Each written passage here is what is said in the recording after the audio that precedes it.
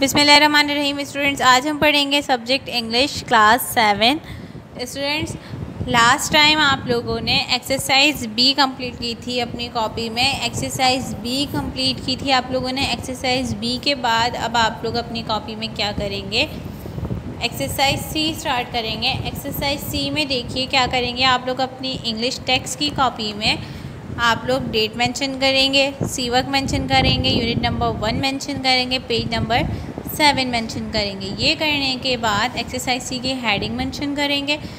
Question आप लोग copy करेंगे, fill in the given table the first one has been done for you. कि आपको बुक में एक टेबल गिवन है पेज नंबर 7 पे, उस टेबल को आपको फिल करना है और पहला उन्होंने आपको करके दिखा दिया है। ये काम आप लोग अपनी इंग्लिश टेक्स्ट की कॉपी में सेम एज इट इज़ करेंगे जिस तरह से मैंने किया हुआ है। अच्छा, अगर आप लोगों को प्रॉब्लम ये है कि हमारे पास एक सिंगल पेज आ रहा है और हम उस कॉपी में ये वर्क कैसे करें, तो उसके लिए आप लोग क्या करेंगे। अब देखिए, जैसे ये आपकी कॉपी है, अब आप लोगों को प्रॉब्लम हो रही है कि हम यहाँ पे एक इतने छोटे से पेज में ये वर्क कैसे करेंगे। तो उसके लिए आसान सी बात ये है, अगर तो बिलफर्ज आपके पास ये दोनों पेजेस इस तरह के आ रहे हैं तो आसान ही है। लेकिन लेट सपोज़ कि आपका इस पेज पे वर्क हुआ हुआ है और अब आपको इस पेज पे वर्क करना है, तो आप इस पेज को फ़िलहाल लेफ़्ट कर दें, इस पर हम कोई और वर्क कर लेंगे। आपने क्या करना है, अपना पेज टर्न करना है। पेज टर्न करने के बाद उस एक पेज को लेफ़्ट करके इन दोनों पेजेस पे आप लोग अपने कॉलम्स ड्रॉ करेंगे। किस तरह से ड्रॉ करेंगे, आपने यहाँ एक लाइन स्केच की, ठीक है, एक हाफ़ कॉलम यहाँ बना लिया, एक यहाँ बना ली, इस तरह से बना लिया और एक यहाँ। तो क्या होगा कि आप लोग ऐसे ऐसे काम करेंगे पूरा, ठीक है। अप्रॉक्स 4 to 6 पेजेस में ये वर्क आपका, ये एक्सरसाइज आ जाएगी। इस तरह से ये वर्क करना है, ठीक है। अब देखिए, हम अपना वर्क स्टार्ट करते हैं। आप लोग क्या करेंगे, एक कॉलम आपके पास स्टेटमेंट का है, दूसरा column the reason Salma aunty और मरजान गिव्स, और थर्ड है आपके पास फैक्ट। बेसिकली करना क्या है, कुछ स्टेटमेंट्स हमारे टेक्स्ट में से उठाकर यहाँ हमें इस कॉलम में गिवन है। आपको उन स्टेटमेंट्स को रीड करना है कि वो स्टेटमेंट्स कौन से हैं। आप लोगों को पता होगा इन स्टेटमेंट्स में क्या बात कही जा रही थी, ठीक है, और क्यों कही जा रही थी अकॉर्डिंग टू टेक्स्ट, ठीक है। यानी कि अगर किसी ने लेट सपोज कि ये पहला सेंटेंस स्टेटमेंट आपके पास लिखा हुआ है, the waxing and waning of the moon has an effect on our bodies. Salma aunty ने कहा था कि जब उन्होंने एस्ट्रोलॉजिकल चार्ट्स वाली और पाम्स वाली बात स्टार्ट हुई थी, तो उन्होंने ये कहा था कि सॉरी हॉरोस्कोप वाली बात हुई थी, तो उन्होंने ये कहा था कि जो चाँद का बढ़ना और घटना है वो हमारी बॉडीज़ पर असरअंदाज होता है। यानी कि बढ़ने और घटने से मुराद क्या है, यानी कहते हैं ना पहली तारीख़ और आखिरी तारीख़ जो कहती थी कि शादी महीने के एंड में फ़िक्स की गई है, तो सोफिया की शादी टूट जाएगी एंड एक्सेट्रा एंड ऑल। तो आखिर से मुराद है कि वो चाँद घट रहा होता है। यही होता है ना कि जब हमारे पास नया नया चाँद आता है, नया नया चाँद निकलता है, जब पहली तारीख होती है तो चाँद बिल्कुल बारीक होता है, फिर आहिस्ता आहिस्ता आहिस्ता आहिस्ता जैसे तारीख बढ़ती जाती है वो पूरा कंप्लीट मून बन रहा होता है एक। तो उस लिहाज से इन्होंने कहा कि चाँद का बढ़ना और घटना वो हमारी बॉडीज़ पर असरअंदाज होता है। यानी कि बॉडीज़ से मुराद क्या है, बॉडीज़ से मुराद ये कि हम इंसानों के ऊपर असरअंदाज होता है, ठीक है। तो अब ये जो पहला स्टेटमेंट इन्होंने लिखा हुआ है, हमें ये बताना है। टेक्स्ट में हमने पढ़ा था, हमने इसका ओवरव्यू कर लिया कि बेसिकली क्या कहा जा रहा है इसमें। अब हमें रीज़न बताना है।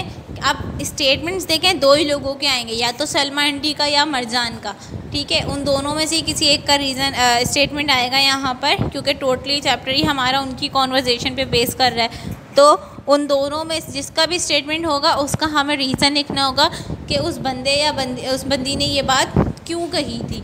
तो यहाँ देखिए रीज़न क्या था, आर बॉडीज़ आर 70% वाटर, कि हमारी जो बॉडी है, ये तो फैक्ट है कि हमारे जिस्म, हमारा जो जिस्म है वो 70% पानी है, कि हमारी बॉडीज़ में 70% क्या है, वाटर है।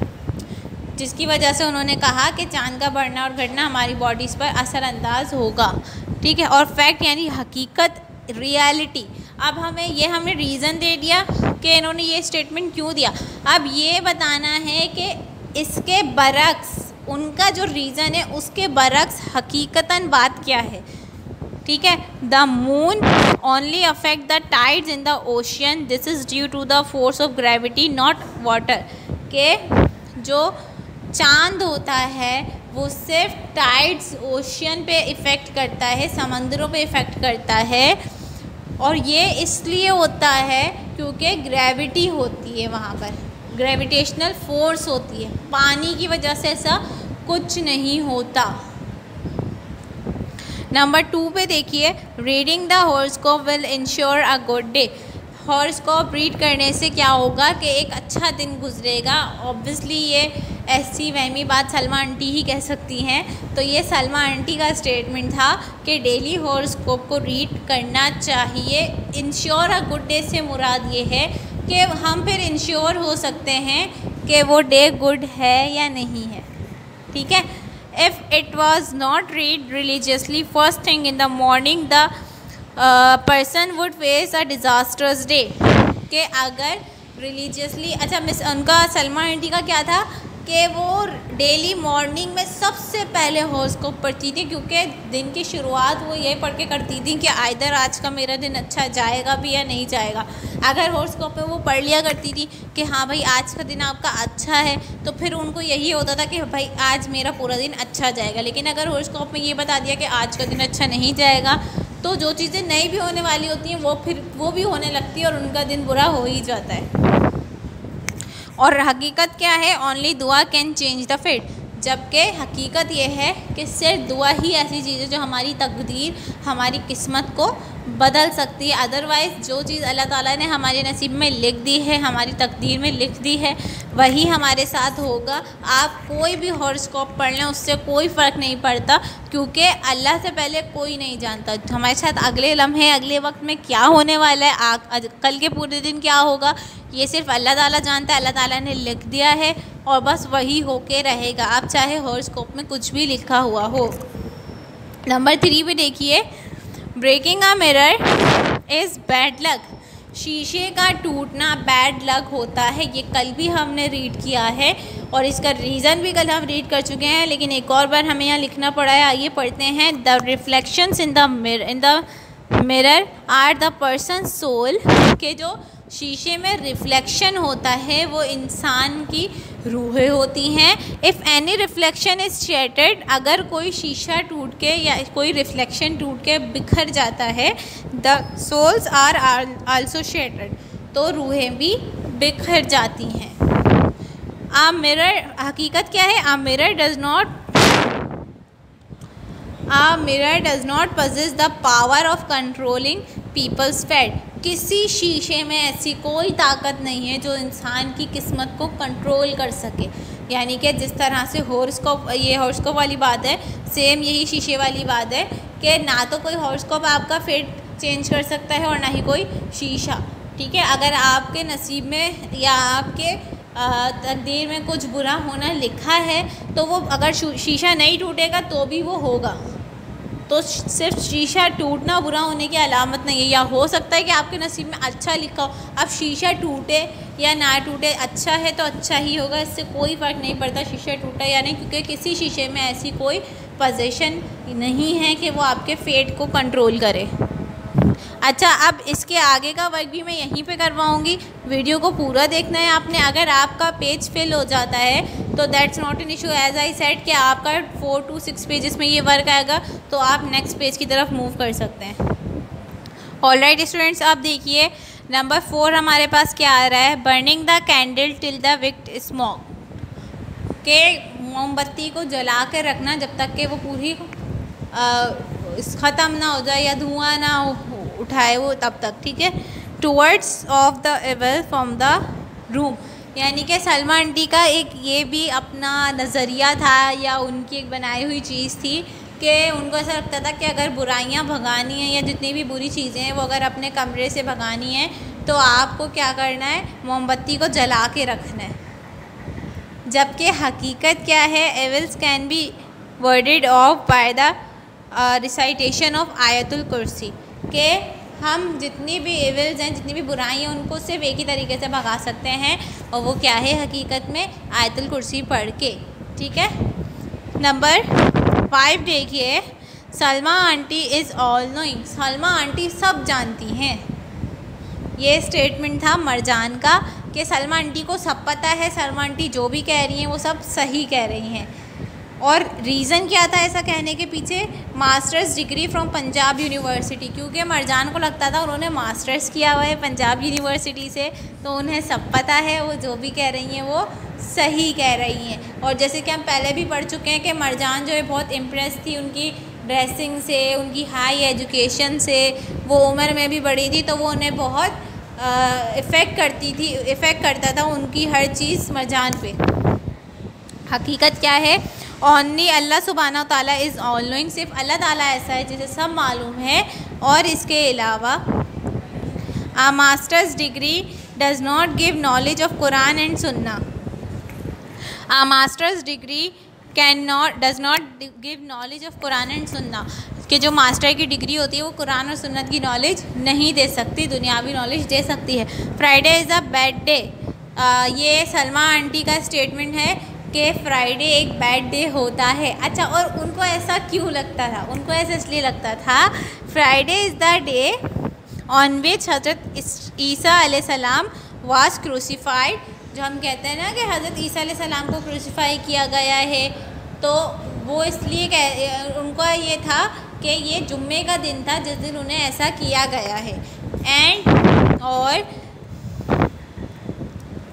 The 13th man amongst his supporters betrayed him.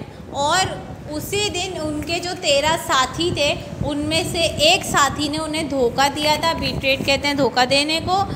और लास्ट उनका क्या रीज़न था? More over which is hold their meetings on this day, कि जितनी भी चुड़ैलें होती हैं वो अपनी जितनी भी मीटिंग्स करती हैं वो जुम्मे के दिन करती हैं। अच्छा, और हकीकत क्या है? Friday is the best day amongst all days in for Muslim, जबकि जुम्मे का दिन वो मुसलमानों के लिए सब दिनों में सबसे बेहतर दिन होता है, सबसे अच्छा दिन होता है। इसके बाद मज़ीद इसे हम आगे ऐसे ही कंटिन्यू करेंगे। ऑलराइट स्टूडेंट्स, नंबर 7 पे देखिए, द नंबर 13 इज़ अनलकी। ये भी सलमा आंटी का ही स्टेटमेंट था। रीज़न क्या था? At the last supper there were 13 people, कि जो लास्ट सपर था, जो शाम का नाश्ता था, उसमें 13 लोग थे। एंड द 13th बीट्रेड हज़रत ईसा अलैहिस्सलाम। यह भी हम पढ़ चुके हैं कि जो उसमें नंबर 13th पर्सन जो था उसने हज़रत ईसा अलैहिस्सलाम को धोखा दिया था। As more over the Sears tower in Chicago does not have the 13th floor.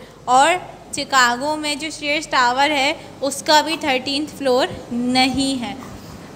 और हकीकत क्या है? It's just a number. ये सिर्फ एक नंबर है। And have nothing to do with our life. और हमारी ज़िंदगी से इसका कोई ताल्लुक़ नहीं है, इसके होने ना होने से। ऑल गुड और बैड थिंग्स आर फ्रॉम अल्लाह सुब्हानहू ताला। तमाम अच्छी और बुरी चीज़ें अल्लाह ताला की तरफ से होती हैं।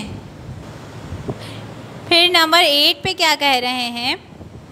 Black cats bring misfortune. Obviously ये भी सलमा आंटी ही कह सकती हैं कि जो काली बिल्लियां हैं वो अपने साथ बदकिस्मती लेकर आती हैं। और उन्होंने ऐसा क्यों कहा? These cats were associated with witches in the dark ages in the western world.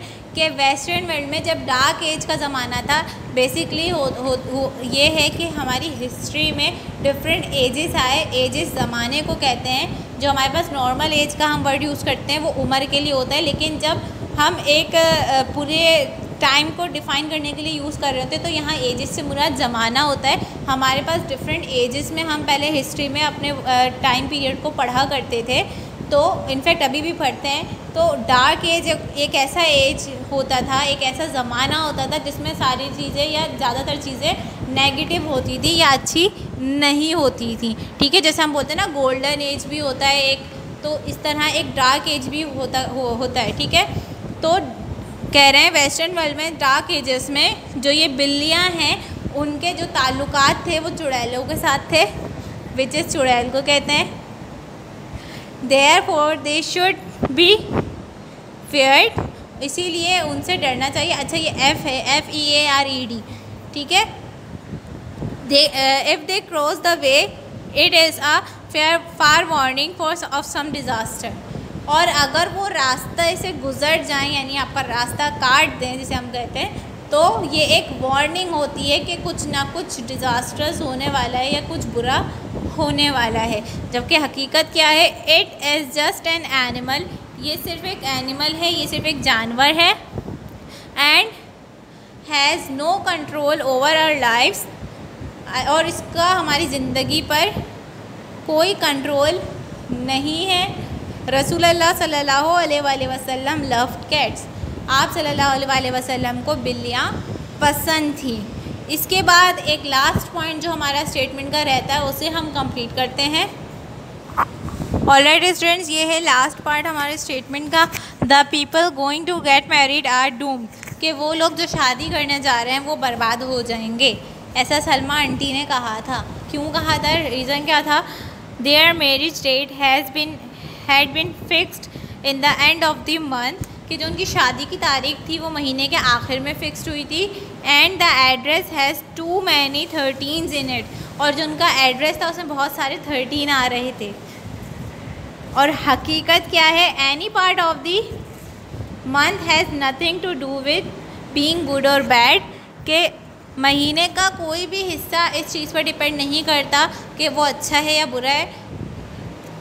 All time belongs to Allah सुब्हानहू तआला, और तमाम वक्त अल्लाह ताला से बिलोंग करते हैं, यानी कि जो भी वक्त है वो अल्लाह ताला पे ही डिपेंड करता है कि अच्छा होगा या बुरा होगा, अल्लाह ताला ने लिख दिया है, बस महीने से कोई फ़र्क नहीं पड़ता। तो ऑलराइट स्टूडेंट्स, यहाँ पे हमारी एक्सरसाइज थी कंप्लीट हुई। आज के लिए हम अपने लेक्चर को इतना ही रखेंगे, नेक्स्ट वीडियो में इंशाल्लाह इसके आगे से कंटिन्यू करेंगे।